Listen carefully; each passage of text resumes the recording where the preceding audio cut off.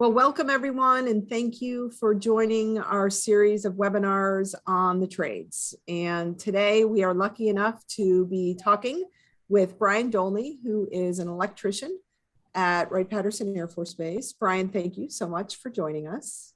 Thank you for having me.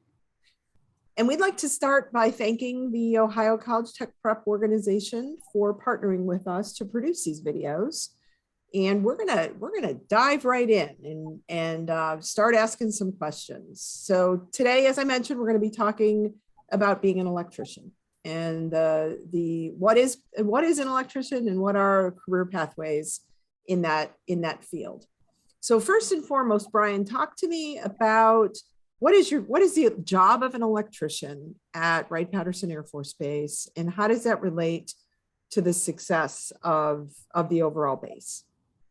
We're responsible for all of the electrical needs of the base: lighting, receptacles, panels. We take care of the lighting protection. We take care of the airfield lighting, all the street lighting, just about anything to do with the electricity inside the base. So it's fair to say then, Brian, that with no electricity, no computers, no lights, no planes run on the land on the runway, not a good day at Wright-Patterson Air Force Base. No heat, no air conditioning, no water, nothing. So your role is incredibly important on the installation. So what does a typical day look like for an electrician at Wright-Patterson? We have our scheduled maintenance, like we check the airfield lighting, we check the street lighting, we check electrical panels and lighting protection. But then, first thing when we come in, we put out any fires that might have happened overnight, emergencies that came up, or we get emergency calls first thing in the morning. So that's what we would address first. And if there's no emergencies, then we just go about our normal business of maintaining the base. Okay. And how many electricians in your shop? I have 19 up in area A, and I think there's 14 down in area B. Okay. Big team, but you cover a lot of ground. We cover a lot of ground here, right, Pat? So how long have you been working as an electrician, and how long have you been at Wright-Patterson in your current organization? Both of the same amount of time, a little over 37 years. I joined the Air Force in '84 and came to Wright-Pat as an Airman Basic. Spent 4 years, got out, got hired as a civilian, and have been here ever since. Wow. That's fantastic. Congratulations. I've been very lucky. Fantastic. So what's that one thing that gets Brian up out of bed every morning and gets you running to work? What is that thing that you absolutely love about your job? The thing I love and probably is the most aggravating are the people, my employees and the customers. I have a great bunch of guys that work for me, and we have great customers out here. Sometimes their expectations might be a little much, but it's a pleasure meeting and helping them with their mission. Absolutely. And you have quite a few customers to manage. So I can understand how that could be a challenge. I know you can. So tell me what your day looks like, and tell me what the day of a typical line level electrician looks like. How many days, how many hours in the day, or just percentage wise in meetings? How many hours in groups versus working on your own? Typically, even for my employees, we probably spend about 30 minutes a day in meetings. We have our morning safety meetings, work meetings of discussing what's going to go on for the day. Me as a supervisor, of course, I get drug into a little more meetings, but probably a couple hours a week I spend personally in meetings that they don't, but we probably spend a good 30 minutes a day, if not longer, just doing, we call them tailgate meetings, but they're just going over the jobs, making sure everybody's going to do it safe, and we've got a good game plan before we go out there. Awesome. So sounds like a little bit of variety based on your role. What is that biggest challenge in your job? Probably trying to meet all the expectations of our customers and our partners out here. They don't understand. We get pulled in every direction, and sometimes we go to the the hottest flame first to satisfy them. So that's probably the biggest challenge, is trying to make sure everybody is satisfied and we complete our tasks so they can complete their mission. Right, Because right. Lots their of mission out here is pretty important. lots of competing demands, it sounds like. Yes. So the typical work environment from your perspective sounds like it's primarily office, but for your team, they're out and about in many different environments throughout the day, indoors, outdoors. Is that a good way of describing it? Yeah, definitely a little bit of both. We go inside some of the labs and do work, a lot of office work. My guys are out on the airfield right now, fixing some airfield lighting. We take care of like all the stadium lighting around here. So yeah, it's a mixture of a little bit of everything. Okay.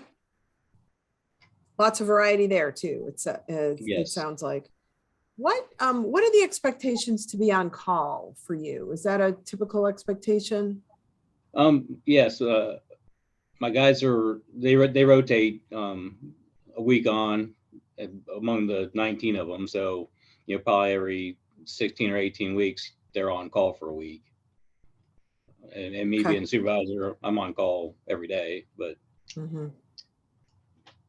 okay. Sounds good. And then what kind of education did you need to be able to get the job as an electrician, or experience? like I mentioned, mine, I joined the Air Force, so I got 4 years of of CDCs, the books, and then on-job training. Typically, the people we hire have 4 years going through an apprentice program with an electrical contractor and X amount of working hours. So they have the school part of the job, and then the work experience before we hire them. Okay, fantastic. Fantastic. So you answered two questions with one. So thank you. And what is that skill that you're looking for when you've got that new apprentice coming in? What is the one thing that you're looking for? And it's hard to, without actually going out and seeing them work for a little bit, if we're just doing an interview or reading a resume. But you're looking for somebody that maybe has stuck with a company for a while, not changing jobs frequently, because that usually is a red flag that something's wrong. So we're looking for somebody that has really good work ethic. Somebody, of course, that has the mechanical ability to do the job, because we're working with our hands. And we, being electricians, we have to be relatively smart. Yeah, and safe too, right? Yes. Somebody so I think, who and a positive attitude, and you can get that from the interview or talking to them. Having a positive attitude goes a long way. I've heard that a few times. I've heard that a few times. So let's think about the opportunity for you to, let's say you run into a student and you tell them you're an electrician, and the student says, "Oh, I think I want to do that." What advice do you give to that student? Definitely pursue it. Get as much information. There's a lot of schools around here, a lot of career centers. We picked up some high school students from Miami Valley Career Center. It's a great job. Just to get as much information and ask as many questions, and ask people that are in the trade what they think about it, what they like about it, pros and cons. That's always the best. That's always the best part, is encouraging students to talk to someone who actually does the job. Yes, so they definitely. get it from, and that's kind of the point of these videos. So they get it from the professional's mouth directly. And what about if a teacher is looking for some thoughts to give to a student? What is a teacher? What advice would you want a teacher to give to her students? Probably the same thing I just mentioned. And it's tough when you have somebody that isn't familiar with the trade or in the trade trying to talk to somebody about the trade, because a student might have a question that they don't know the answer to. But I would just, have the counselor advise the student to get as much information as they can. Mhm. And to talk to people like you, if possible. Yes, absolutely. So what about a career path? If I'm that young student coming out of a career tech center or apprenticeship program, what can I expect for a career path? Typically, the schooling takes about 4 years, and with this, most states it's 8,000 working hours. So you have 4 years, and then you become a journeyman or journey level employee, and you do that for a while. And some people are content with that; they're just happy being a worker. But if you're a little more motivated, then you can become a work lead and be a leader of small teams. And then if you're successful at that, you can become a supervisor or go even higher than that. Fantastic. So lots of opportunity for mobility with the right attitude, the right desire, and the ability to pick up the skills. Yeah, definitely. So how about starting wages? If I'm a new apprentice, I'm just rolling out of apprenticeship program, what would be the typical starting wage? Well, working for the base, we pay our apprentices a little more than they do on the outside, based on the scales I've seen. But when they get to top out to their journey level, we make about the same as they do on the outside. Okay. And Okay. that's about $35 an hour, depending on your skill level. Okay. Awesome. So very livable wages, it sounds like. And very livable. Awesome. So Brian, I asked you a lot of questions. Did I miss anything that would be important for a young person or a teacher to know about being an electrician? I don't think so. I think the questions you asked were very good questions. I would just advise any student interested in any career in the trades is talk to a tradesperson. Possibly even, see if you can job shadow for a day to see if that's something you want to get into. Mm-hmm. But there's plenty of opportunity, plenty of people to ask, and hopefully we get more people in the trades. Great advice. Absolutely. It's hard to learn what you need to without talking to somebody who actually does the job. Absolutely. So getting out and shadowing and doing informational interviews, really good step in the right direction. Well, Brian, thanks again for your time today. Really appreciate it. Thank you for having me.